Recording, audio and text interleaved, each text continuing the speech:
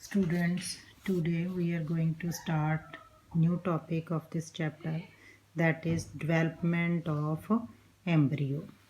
We have already learned about fertilization कि fertilization ਹੋਣ ਤੋਂ ਬਾਅਦ ਜ਼ਾਈਗੋਟ ਦੀ ਫਾਰਮੇਸ਼ਨ ਹੁੰਦੀ ਹੈ ਤੇ ਜੇਕਰ ਤੁਹਾਨੂੰ ਯਾਦ ਹੋਵੇ ਤਾਂ ਜ਼ਾਈਗੋਟ ਕਿਵੇਂ ਬਣਦਾ ਜਦੋਂ fusion of sperm and egg ਹੁੰਦੀ ਆ ਉਸ ਤੋਂ ਬਾਅਦ ਜ਼ਾਈਗੋਟ ਬਣਦਾ ਹੈ।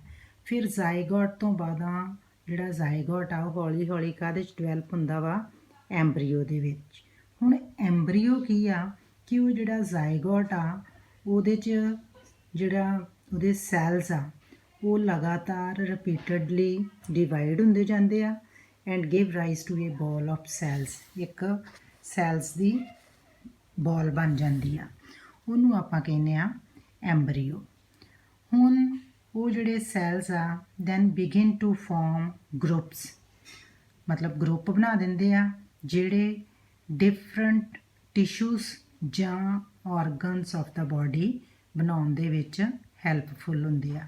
ਉਸ ਡਿਵੈਲਪਿੰਗ ਸਟਰਕਚਰ ਨੂੰ ਅਸੀਂ ਫਿਰ ਕੀ ਕਹਿੰਦੇ ਆ ਐਂਬਰੀਓ। ਯਾਨੀ ਕਿ ਜਿਹੜੇ ਸੈੱਲ ਆ ਬੋਲ ਦੇ ਵਿੱਚ ਸੈੱਲ ਆ ਉਹ ਲਗਾਤਾਰ ਰਿਪੀਟਡਲੀ ਡਿਵਾਈਡ ਹੁੰਦੇ ਜਾਂਦੇ ਆ ਜ਼ਾਈਗੋਟ ਦੇ, ਔਰ ਉਸ ਤੋਂ ਫਿਰ ਜਿਹੜਾ ਟਿਸ਼ੂਜ਼ ਬਣਦੇ ਆ ਜਾਂ ਆਰਗਨਸ ਆਫ ਦਾ ਬਾਡੀ ਬਣਨੇ ਸ਼ੁਰੂ ਹੋ ਜਾਂਦੇ ਜਾਂ ਬਣਨ 'ਚ ਹੈਲਪਫੁਲ ਹੁੰਦੇ ਆ। ਉਸ ਡਿਵੈਲਪਿੰਗ ਸਟਰਕਚਰ ਨੂੰ ਆਪਾਂ ਕੀ ਕਹਿੰਦੇ ਆ ਐਂਬਰੀਓ। ਹੁਣ ਉਹ ਜਿਹੜਾ ਐਂਬਰੀਓ ਆ ਉਹ ਕਿੱਥੇ ਹੁੰਦਾ ਵਾ that gets embedded in the wall of the uterus।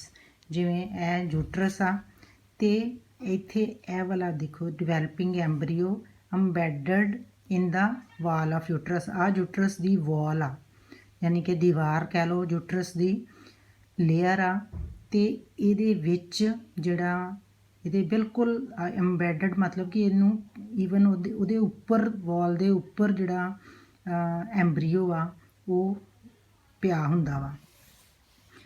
ਹੁਣ ਜਿਹੜਾ ਫਿਰ ਐਂਬਰੀਓ ਆ ਫਿਰ ਉਹ ਲਗਾਤਾਰ ਕੀ ਆ ਡਿਵੈਲਪ ਹੁੰਦਾ ਜਾਂਦਾ ਵਾ ਕਾਹਦੇ ਵਿੱਚ ਯੂਟਰਸ ਦੇ ਵਿੱਚ, ਤੇ ਫਿਰ ਹੌਲੀ ਹੌਲੀ ਉਹਦੇ ਕੀ ਆ ਬਾਡੀ ਪਾਰਟਸ ਜਿਹੜੇ ਆ ਉਹ ਡਿਵੈਲਪ ਹੋਣੇ ਸ਼ੁਰੂ ਹੋ ਜਾਂਦੇ ਆ, ਜਿਵੇਂ ਹੈਂਡਸ ਆ, ਲੈਗਸ ਆ, head, eyes, years et cetera.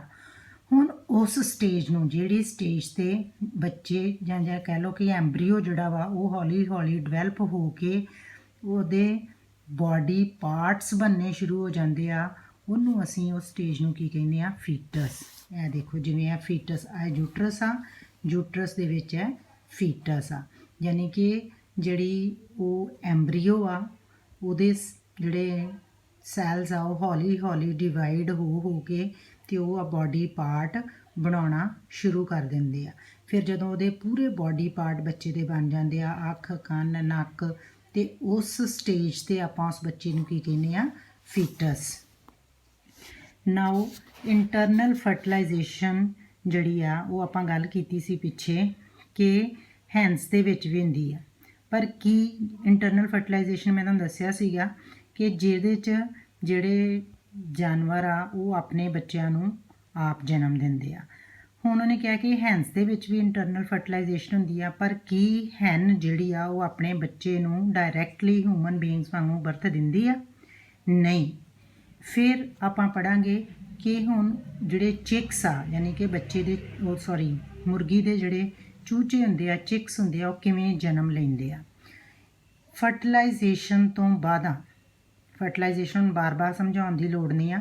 Fertilisation ਤੋਂ ਬਾਅਦ ਜ਼ਾਈਗੋਟ ਜਿਹੜਾ ਬਣਦਾ ਵਾ ਉਹ ਲਗਾਤਾਰ ਡਿਵਾਈਡਸ ਹੁੰਦਾ ਜਾਂਦਾ ਰਿਪੀਟਡਲੀ, ਯਾਨੀ ਕਿ ਬਾਰ-ਬਾਰ ਉਹਦੇ ਸੈੱਲ ਜਿਹੜੇ ਆ ਜ਼ਾਈਗੋਟ ਦੇ ਉਹ ਡਿਵਾਈਡ ਹੁੰਦੇ ਜਾਂਦੇ ਆ, ਤੇ ਟਰੈਵਲਸ ਡਾਊਨ ਦਾ ਓਵੀਡਕਟ, ਯਾਨੀ ਕਿ ਮੁਰਗੀ ਦੇ ਓਵੀਡਕਟ ਦੇ ਰਾਹੀਂ ਫਿਰ ਉਹ ਜ਼ਾਈਗੋਟ ਜਿਹੜਾ ਵਾ ਡਿਵਾਈਡ ਹੋ ਕੇ ਉਹ ਨੀਚੇ ਨੂੰ ਆਈ ਜਾਂਦਾ ਵਾ। ਜਿਉਂ-ਜਿਉਂ ਉਹ ਓਵੀਡਕਟ ਦੇ ਵਿੱਚ ਟਰੈਵਲ ਕਰਦਾ, ਯਾਨੀ ਕਿ ਟਰੈਵਲਸ ਡਾਊਨ ਨੀਚੇ ਵੱਲ ਨੂੰ ਆਉਂਦਾ ਵਾ, ਤੇ ਬਹੁਤ ਸਾਰੀਆਂ ਪ੍ਰੋਟੈਕਟਿਵ ਲੇਅਰਸ ਜਿਹੜੀਆਂ ਵਾ ਉਹਦੇ ਆਲੇ ਦੁਆਲੇ ਬਣ ਜਾਂਦੀਆਂ ਵਾ। ਯਾਨੀ ਕਿ ਜਿਹੜਾ ਜ਼ਾਈਗੋਟ ਟਰੈਵਲ ਕਰ ਰਿਹਾ ਵਾ ਓਵੀਡਕਟ ਦੇ ਰਾਹੀਂ, ਹੌਲੀ ਹੌਲੀ ਆਉਂਦਿਆਂ ਉਹਦੀ ਬਾਡੀ ਦੇ ਆਲੇ ਦੁਆਲੇ ਪ੍ਰੋਟੈਕਟਿਵ ਲੇਅਰਸ ਬਣ ਜਾਂਦੀਆਂ। ਜਿਵੇਂ ਆਪਾਂ ਦੇਖਦੇ ਹਾਂ ਕਿ ਮੁਰਗੀ ਦੇ ਆਂਡੇ ਦੇ ਵਿੱਚ ਬੜਾ ਹਾਰਡ ਸ਼ੈੱਲ ਬਣ ਜਾਂਦਾ ਵਾ, ਫਿਰ ਜਦੋਂ ਉਹ ਹਾਰਡ ਸ਼ੈਲ ਬਣ ਜਾਂਦਾ ਵਾ ਤੇ ਹੈਨ ਜਿਹੜੀ ਆ ਉਹ ਅੰਡੇ ਨੂੰ ਲੇ ਕਰ ਦਿੰਦੀ ਆ ਔਰ ਉਹ ਉਹਦੀ ਪ੍ਰੋਟੈਕਟਿਵ ਲੇਅਰ ਆ ਜਿਹੜਾ ਐਗ ਸ਼ੈਲ ਆ ਉਹਦਾ। ਹੁਣ ਹਾਰਡ ਸ਼ੈਲ ਜਦੋਂ ਬਣ ਗਿਆ ਅਰਾਊਂਡ ਦਾ ਡਿਵੈਲਪਿੰਗ ਐਂਬਰੀਓ, ਹੁਣ ਆਪਾਂ ਜਿਵੇਂ ਬੱਚੇ ਦੀ ਗੱਲ ਕੀਤੀ ਸੀ ਹਿਊਮਨ ਬੀਇੰਗ ਦੇ ਬੱਚੇ ਦੀ ਕਿ ਉਹਦੇ ਵਿੱਚ ਵੀ ਜਿਵੇਂ ਪਹਿਲਾਂ ਜ਼ਾਈਗੋਟ ਐਂਬਰੀਓ 'ਚ ਚੇਂਜ ਹੁੰਦਾ ਡਿਵੈਲਪ ਹੁੰਦਾ ਵਾ, ਇਸੇ ਤਰ੍ਹਾਂ ਹੈਨ ਦੇ ਵਿੱਚ ਵੀ ਜ਼ਾਈਗੋਟ ਅਤੇ ਜ਼ਾਈਗੋਟ ਜਿਉਂ-ਜਿਉਂ ਓਵੀਡਕਟ ਦੇ ਵਿੱਚ ਨੀਚੇ ਨੂੰ ਆਉਂਦਾ ਅਤੇ ਉਹਦੇ 'ਚ ਫਿਰ ਉਹ ਜਿਹੜਾ ਐਗ ਆ ਉਹ ਜਦੋਂ ਪੂਰਾ ਉਹਦੇ ਆਲੇ ਦੁਆਲੇ ਹਾਰਡ ਸ਼ੈਲ ਬਣ ਜਾਂਦਾ ਉਹ ਬਾਡੀ ਤੋਂ ਬਾਹਰ ਆ ਜਾਂਦਾ ਵਾ ਅਤੇ ਉਹਦੇ ਵਿੱਚ ਕਾਹਦੀ ਡਿਵੈਲਪਮੈਂਟ ਹੁੰਦੀ ਆ ਐਂਬਰੀਓ ਦੀ। ਹੁਣ ਜਦੋਂ ਹੈਨ ਨੇ ਫਾਈਨਲੀ ਐਗ ਲੇ ਕਰਤਾ ਦੇ ਦਿੱਤਾ ਅਤੇ ਜਿਹੜਾ ਉਹਦੇ ਵਿੱਚ ਐਂਬਰੀਓ ਆ ਉਹਨੂੰ ਕਿੰਨੇ ਹਫ਼ਤੇ ਲੱਗਦੇ ਆ ਚਿੱਕ ਬਣਨ ਦੇ ਲਈ, ਚੂਚਾ ਬਣਨ ਦੇ ਲਈ। The embryo takes about 3 weeks to develop into a chick, ਯਾਨੀ ਕਿ ਉਸ ਐਂਬਰੀਓ ਨੂੰ ਚਿੱਕ ਬਣਨ ਦੇ ਲਈ 3 ਹਫ਼ਤੇ ਲੱਗਦੇ ਆ। ਤੁਸੀਂ ਸਾਰਿਆਂ ਨੇ ਦੇਖਿਆ ਹੋਏਗਾ ਕਿ ਜਿਹੜੀਆਂ ਮੁਰਗੀਆਂ ਵਾ ਉਹ ਬੱਚਿਆਂ ਨੂੰ ਜਨਮ ਦੇਣ ਦੇ ਲਈ, ਚੂਚਿਆਂ ਨੂੰ ਜਨਮ ਦੇਣ ਦੇ ਲਈ ਅੰਡਿਆਂ ਦੇ ਉੱਪਰ ਬੈਠਦੀਆਂ ਵਾ। ਕਿਉਂ ਬੈਠਦੀਆਂ ਵਾ ਉਹ?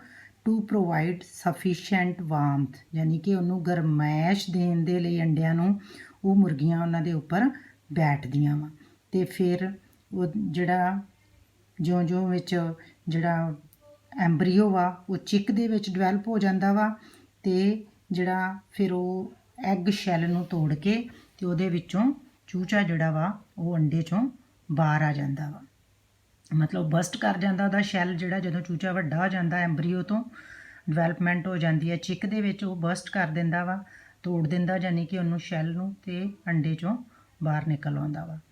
ਹੁਣ ਜਿਹੜੇ ਐਨੀਮਲਸ ਜਿਨ੍ਹਾਂ ਦੇ ਵਿੱਚ ਐਕਸਟਰਨਲ ਫਰਟੀਲਾਈਜੇਸ਼ਨ ਹੁੰਦੀ ਆ, ਆਪਾਂ ਕੱਲ੍ਹ ਗੱਲ ਕੀਤੀ ਸੀਗੀ ਕਿ ਉਹਨਾਂ ਦੇ ਵਿੱਚ ਜਿਹੜਾ ਫਿਰ ਐਂਬਰੀਓ ਆ ਉਹ ਟੇਕਸ ਪਲੇਸ ਆਊਟਸਾਈਡ ਦਾ ਫੀਮੇਲ ਬਾਡੀ, ਯਾਨੀ ਕਿ ਫੀਮੇਲ ਬਾਡੀ ਤੋਂ ਬਾਹਰ ਉਹਦੇ ਵਿੱਚ ਐਂਬਰੀਓ ਜਿਹੜਾ ਵਾ ਉਹਦੀ ਡਿਵੈਲਪਮੈਂਟ ਹੋਣੀ ਸ਼ੁਰੂ ਹੁੰਦੀ ਆ। ਫਿਰ ਐਂਬਰੀਓ ਜਿਹੜਾ ਵਾ ਉਹ ਕੰਟੀਨਿਊ ਟੂ ਗਰੋ, ਲਗਾਤਾਰ ਗਰੋ ਕਰਦਾ ਜਾਂਦਾ ਵਿਦਿਨ ਦੇਅਰ ਐਗ ਕਵਰਿੰਗਸ। ਆਪਾਂ ਗੱਲ ਕੀਤੀ ਸੀ ਕਿ ਜਿਵੇਂ ਛੱਪੜ ਦੇ ਵਿੱਚ ਫਰੋਗ ਜਿਹੜੇ ਆ ਉਹ ਅੰਡੇ ਉਹਨਾਂ ਦੇ ਜਿਹੜੇ ਫੀਮੇਲ ਆ ਉਹ ਅੰਡੇ ਲੇ ਕਰ ਦਿੰਦੇ ਆ ਅਤੇ ਮੇਲ ਜਿਹੜੇ ਸਪਰਮ ਉਹਨਾਂ ਦੇ ਉੱਪਰ ਲੇਟ ਕਰ ਦਿੰਦੇ ਆ ਅਤੇ ਉਹਨਾਂ ਦੇ ਨਾਲ ਉਹਨਾਂ ਦੇ ਵਿੱਚ ਜ਼ਾਈਗੋਟ ਦੀ ਫਾਰਮੇਸ਼ਨ ਹੁੰਦੀ ਆ। ਜ਼ਾਈਗੋਟ ਤੋਂ ਬਾਅਦ ਉਸੇ ਤਰ੍ਹਾਂ ਐਂਬਰੀਓ, ਪਰ that is outside the female body, ਇਸ ਕਰਕੇ ਉਹਨੂੰ ਆਪਾਂ ਕੀ ਕਹਿੰਦੇ ਆ ਐਕਸਟਰਨਲ ਫਰਟੀਲਾਈਜੇਸ਼ਨ। ਅਤੇ ਫਿਰ ਜਦੋਂ ਉਹ ਐਂਬਰੀਓ ਡਿਵੈਲਪ ਹੋ ਜਾਂਦਾ ਵਾ ਅਤੇ ਐਗ ਦੇ ਵਿੱਚੋਂ ਬਾਹਰ ਨਿਕਲ ਆਉਂਦਾ ਵਾ। ਹੁਣ ਆਪਾਂ ਨੇ ਕਿਹਾ ਕਿ ਬਹੁਤ ਸਾਰੇ ਟੈਡਪੋਲਸ ਜਿਹੜੇ ਆ ਉਹ ਪੌਂਡਸ ਜਾਂ ਸਟਰੀਮਸ ਦੇ ਵਿੱਚ ਸਵਿਮ ਕਰਦੇ ਦੇਖਦੇ ਹਾਂ। ਟੈਡਪੋਲ ਉਹਦਾ ਫਰੋਗ ਦਾ ਬੱਚਾ ਆਪਾਂ ਕਹਿ ਸਕਦੇ ਹਾਂ। Now our next topic is viviparous and oviparous animals. ਹੁਣ ਅਸੀਂ ਪੜ੍ਹਿਆ ਕਿ some animals give birth to young ones while some animals lay eggs which later develop into young ones। ਅਸੀਂ ਪੜ੍ਹਿਆ ਕਿ ਕੁਛ ਜਾਨਵਰ ਜਿਹੜੇ ਆ ਉਹ ਡਾਇਰੈਕਟਲੀ ਆਪਣੇ ਬੱਚਿਆਂ ਨੂੰ ਬਰਥ ਦਿੰਦੇ ਆ ਅਤੇ ਕੁਛ ਜਾਨਵਰ ਆ ਜਿਨ੍ਹਾਂ ਦੇ ਬੱਚੇ ਅੰਡਿਆਂ ਤੋਂ ਪੈਦਾ ਹੁੰਦੇ ਆ। ਹੁਣ ਵਿਵੀਪੈਰਸ ਐਨੀਮਲਸ ਕਿਹੜੇ ਆ?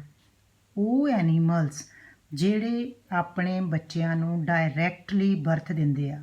The animals which give birth to young ones are called viviparous animal. ਜਿਵੇਂ ਤੁਹਾਨੂੰ ਪਤਾ ਹੀ ਆ ਡਾਇਰੈਕਟ ਕੌਣ ਦਿੰਦਾ, ਜਿਵੇਂ ਕਾਓ ਆ, ਕੈਟ ਆ, ਡੌਗ ਆ, ਹਿਊਮਨ ਬੀਇੰਗਸ ਆ, ਇਹ ਸਾਰੇ ਕਿਹੜੇ ਹੋ ਗਏ ਵਿਵੀਪੈਰਸ ਐਨੀਮਲ, ਕਿਉਂਕਿ ਆਪਣੇ ਬੱਚਿਆਂ ਨੂੰ ਡਾਇਰੈਕਟਲੀ ਜਨਮ ਦਿੰਦੇ ਆ। ਅਤੇ ਉਹ ਐਨੀਮਲ ਜਿਹੜੇ ਅੰਡੇ ਦਿੰਦੇ ਆ ਅਤੇ ਅੰਡਿਆਂ ਤੋਂ ਬੱਚੇ ਡਿਵੈਲਪ ਹੁੰਦੇ ਆ ਉਹਨਾਂ ਨੂੰ ਆਪਾਂ ਕੀ ਕਹਿੰਦੇ ਆ? ਓਵੀਪੈਰਸ ਐਨੀਮਲਸ।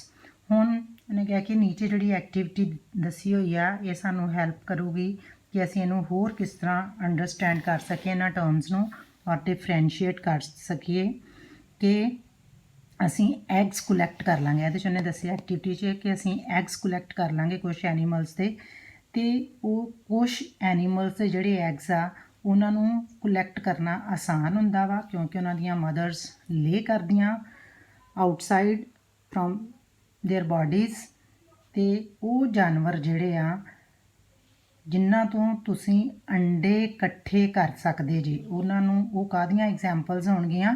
ਓਵੀਪੈਰਸ ਐਨੀਮਲਸ ਦੀਆਂ।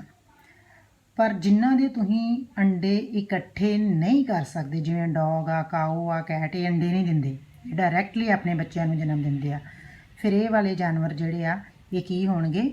ਵੀਵੀਪੈਰਸ ਐਨੀਮਲਸ। Thank you.